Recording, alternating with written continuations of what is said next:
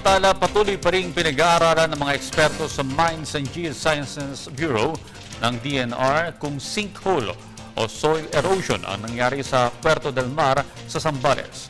Para sa detalye, balita mo kami Noel Perfecto.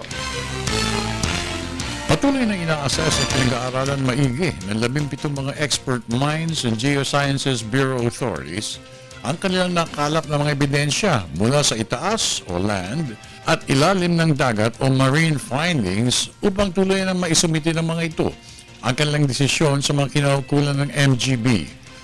Ito ay matapos ang 3 araw ng masusing investigasyon sa 5 metrong lalim na paglibog ng 100 metrong kahabaan ng dalampasigan ng Puerto del Mar Beach Resort sa Barangay Uwakon, Candelaria, Zambales. Sa isang pulong balitaan ni Zambales Governor Hermogenes Ebdane Jr., ipinangako ng mga otoridad ng MGB na minamadali na nila ang resulta ng kanilang nakalap na mga ebidensya para matiyak kung nagkaroon nga ba ng isang sinkhole o simpleng soil erosion lamang ang nangyari dito.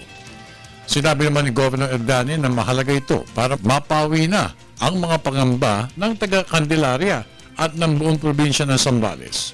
This will serve as a lesson and of course maybe a precedent for us to come up with an SOP so that we can create maybe a group of technicians properly equipped with proper knowledge and properly led to react to similar situations in the future.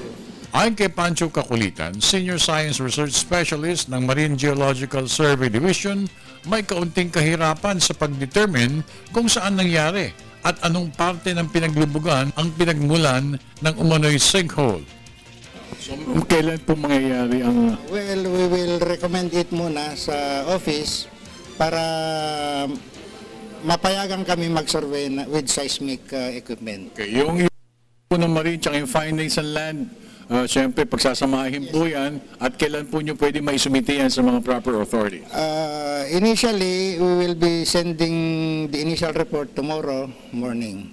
Initial lang yon. And we'll submit the collated report maybe Monday na. Eksaktong alas 4 ng hapon ng Sabado nang nangyari ang napabalitang sinkhole sa Candelaria. Dito, hindi na nagdalawang isip ang Pangulong Benigno Aquino III. Agad na inatasan sina kalihim ng DNR Ramon Paje at Defense Secretary Voltaire Gasmin upang imbestigahan ang nakakagulat na natural phenomenon. Walang sawang pasasalamat naman ng namutawi sa mga labi ni Governor Ebdane in behalf of his constituents sa ipinamalas na mabilis ang pagpapabot ng tulong ng national government sa kakaibang insidenteng naganap. We would like to thank no less than the President of the Philippines dahil siya mismo ang nag-order sa Secretary ng Natural Resources at ng Defense para puntahan kagad to. Linggong-linggo, nandyan sila. Kaya kami nagpapasalamat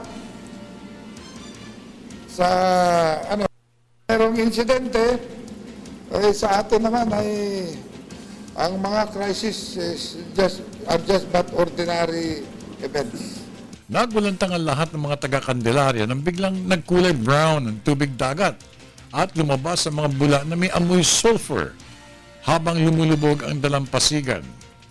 Bagamat walang naiulat na nasaktan, minabuti ng mga otoridad ng Pulis Zambales, militar at lokal na pamahalaan na bawal muna ang maligo sa Puerto del Mar Beach hanggang sa kasalukuyan.